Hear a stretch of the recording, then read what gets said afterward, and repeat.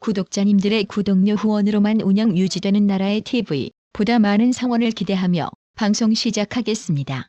사우디 빈살만의 물량 공세에 밀려 전 국민이 기대했던 부산 엑스포 유치, 결국 실패했는데요. 나라의 TV는 그전부터 왜 부산 엑스포 유치에 대한 보도를 안 했을까요? 자금 물량 공세로 굵직한 국제대회를 거의 쓸어담고 있는 사우디와는 애초부터 승산이 없다고 판단했기 때문입니다. 윤석열 대통령은 29일 부산 엑스포 유치 실패와 관련 이 모든 것은 전부 저의 부족이라고 고개를 숙였습니다. 윤 대통령은 이날 정오 용산 대통령실에서 대국민담화 발표를 통해 부산 시민뿐 아니라 우리 전 국민의 열망을 담아 민관 합동으로 범정부적으로 2030년 부산 엑스포 유치를 추진했지만 실패했다.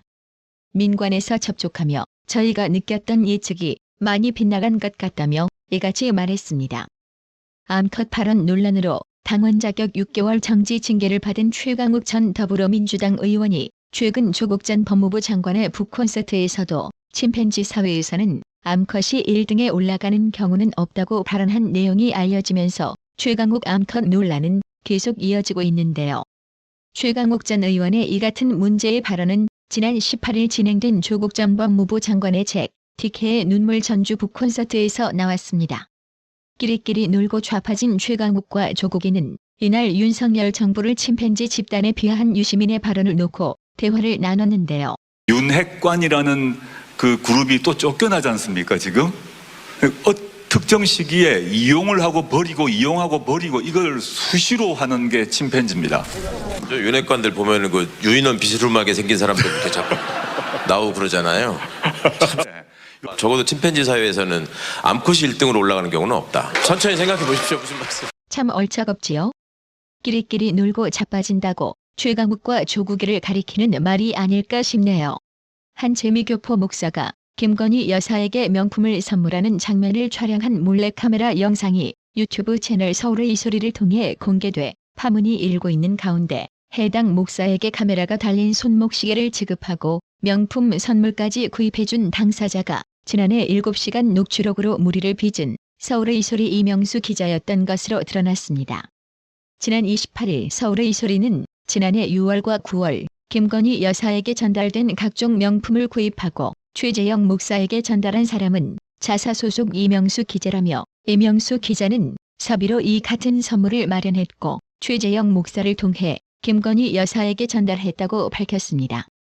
이날 사전에 녹화한 VCR 영상을 소개한 서울의 이 소리는 이명수 기자가 지난해 9월 5일 신세계 백화점 명동 본점 크리스찬 디올 매장에서 김건희 여사에게 줄 가방을 직접 사면서 찍은 영상이라며 이명수 기자가 구입한 명품 가방과 300만 원이 적힌 가격표, 영수증, 매장 직원으로부터 제품 설명을 듣는 장면 등을 공개했습니다. 몰래 촬영한 도철로 정치 공작까지 처만들고 자빠진 좌파, 이래서 좌파들이 개같다고 하는 겁니다. 윤석열 대통령 부인 김건희 여사의 고가 명품 가방 수령 의혹이 불거지자 더불어민주당은 추이를 주시하며 별도의 태스크포스 구성과 김영란법 개정 등 다양한 카드를 만지작거리며 대통령실이나 국민의힘 입장이 나오는 대로 반격할 준비를 하고 있다고 하는데요. 요즘 정치 왜 이렇게 추악하고도 더러운 거죠? 좌파 유튜브에서 일어난 일은 이뿐만이 아닙니다. 지난 1일 좌파 유튜브 채널 뉴탐사에 출연한 최서원 씨의 딸 정유라 씨가 방송 이후 송영길 더불어민주당 전 대표의 최측근 A씨로부터 950만 원이 담긴 돈 봉투를 받았다며 A씨의 육성 녹취록을 공개해 논란이 일 조짐입니다.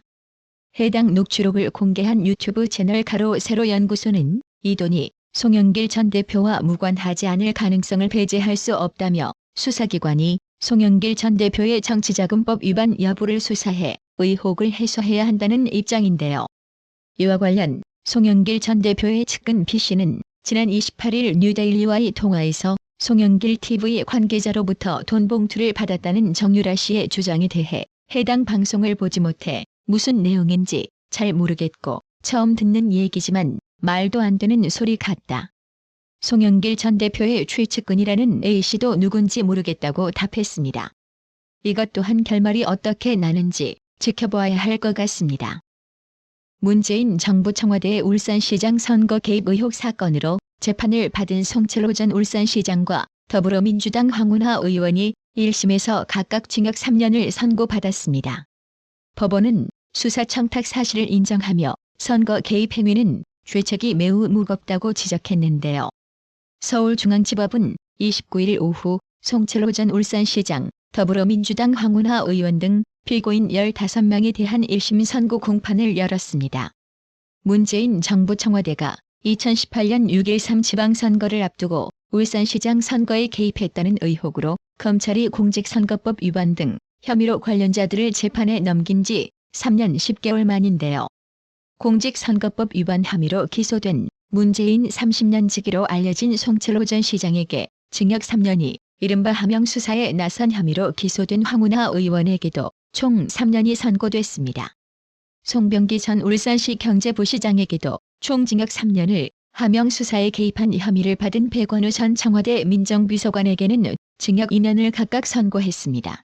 재판부는 송철호 전 시장이 당시 울산지방경찰청장이던 황운하 의원에게 김기현 당시 울산시장 관련 수사를 청탁했고, 이에 따라 수사가 진행된 것으로 판단했는데요.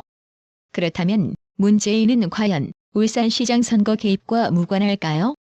이제 문재인이 답해야 할 차례입니다.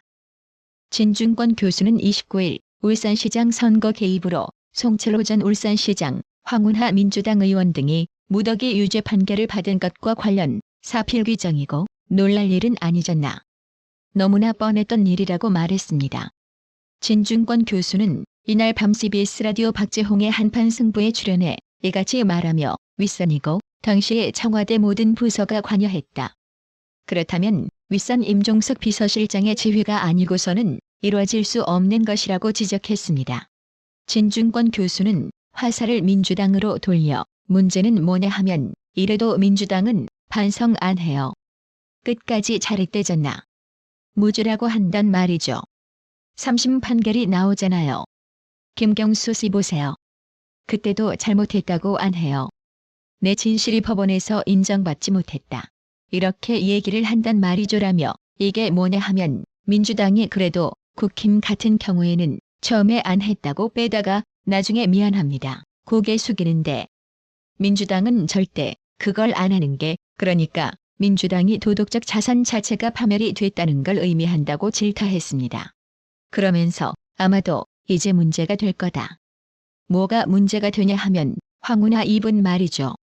사실 이것 때문에 공천받은 거라고 본다. 저는 이라며 그래서 했는데 이번에 이분 공천 줄 거냐 말 거냐 이 문제다. 뻔하다. 당규에 따르게 되면 뭐냐 이게 또 정당한 어쩌고 저쩌고 당의 입장에서 굉장히 곤란할 거다. 이거 어떻게 하는지 내가 지켜볼 것이라고 경고했습니다. 진중권 교수는 중대 사안이다. 헌법 파괴 행위다. 이거는 주권자의 원칙을 갖다가 부정한 것이라며 거듭 강도 높게 질타했습니다.